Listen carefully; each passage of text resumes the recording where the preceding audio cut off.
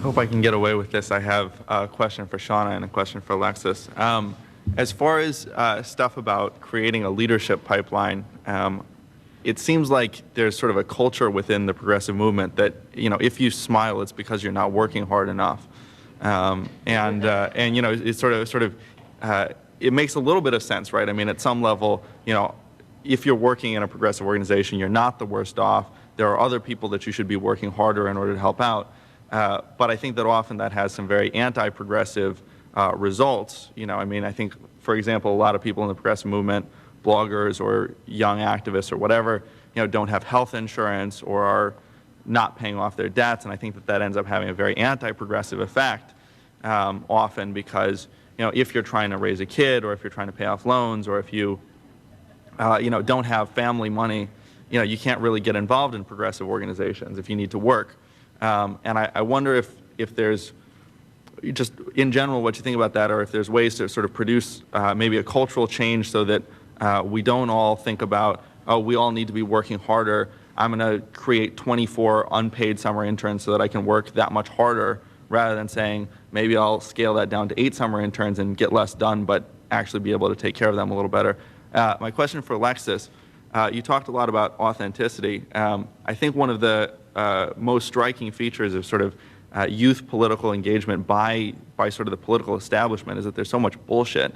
And you sort of see sorry, C-SPAN, that you see the sort of, it's like there's a kiddie corner at every campaign, and it's sort of like, it has the feeling of like, like the Black Republican caucus, that you're trying to find 4 young people and you have a photo of, Janet Reno on stage boogieing, and that's like, that's her youth outreach component.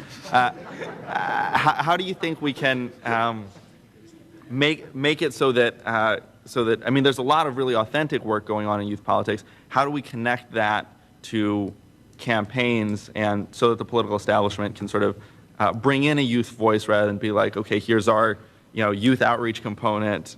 You can download hip-hop songs from the Apple Store via our website. Before you guys start, let me just say that we're already over time, so I'm sorry for everyone else, but this is going to be the last question. Sorry, Tony and Greg. Okay. Shauna, yeah, so I'll take my question first. Yes, I agree with you that it has long been the case that to work in the context of the movement, work in nonprofits, has usually meant taking a vow of poverty, working far more hours than you could ever, work and have a family at the same time. And yeah, there needs to be some kind of culture change. And I think that the work we're doing with young progressives now, those are going to be the people running nonprofit organizations in the future. And hopefully by raising this issue today, they will not take that approach. I also think it's a matter of executive directors and others who run organizations to build in the infrastructure to allow young people to grow professionally within organizations, such that you don't have to come in as an intern and then go back to grad school in order to have a full-time job and sit at the table with the adults, right? And yeah, so I think it's a culture shift. I think part of the burden is on the funding community to fund organizations such that they can pay their staff livable wages and decent health care and benefits, and we're working on it. I think I'd rather see Janet Reno boogie than Karl Rove do a hip hop dance.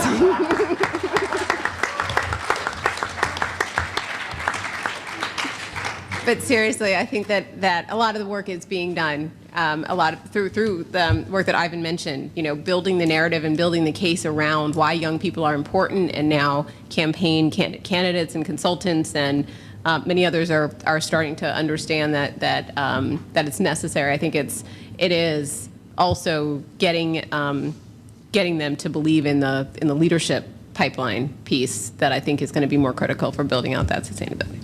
And if I could just throw in one point that Kai, who's one of the founders of the Roosevelt Institution, who I know probably bankrolled about half of the first year on his credit cards, to the detriment of his own credit rating in the long run.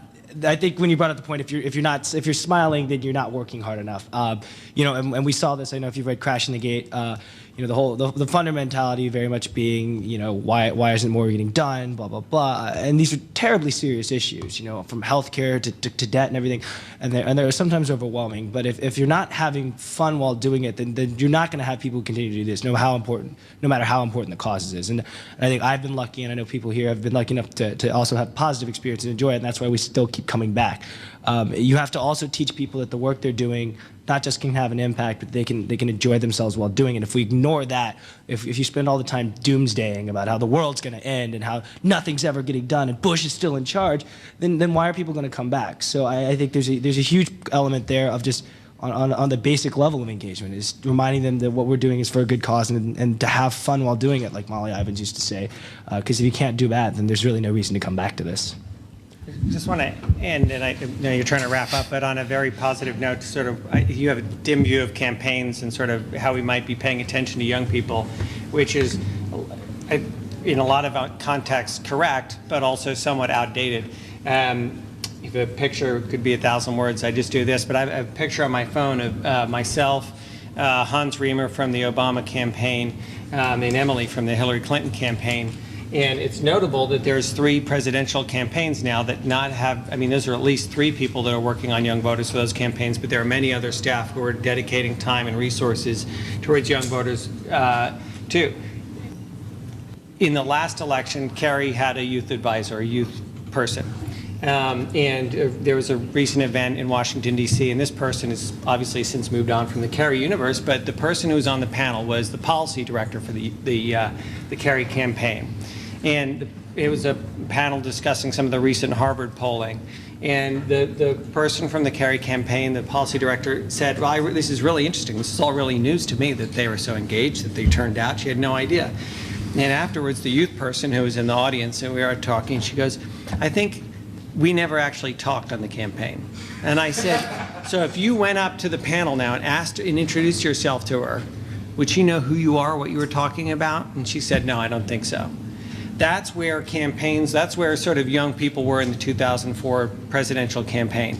We are now, like, it's a totally new world. And I think it's a fantastic thing that that so many campaigns are investing so much money into youth. I think it's going to help Democrats win. We should be celebrating that change as we continue to make it better. Great. Well, thank you to all the panelists, and thank you guys for coming.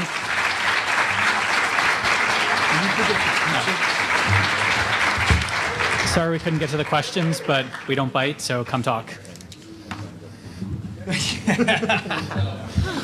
So by seeing the future, don't we change it? Yeah.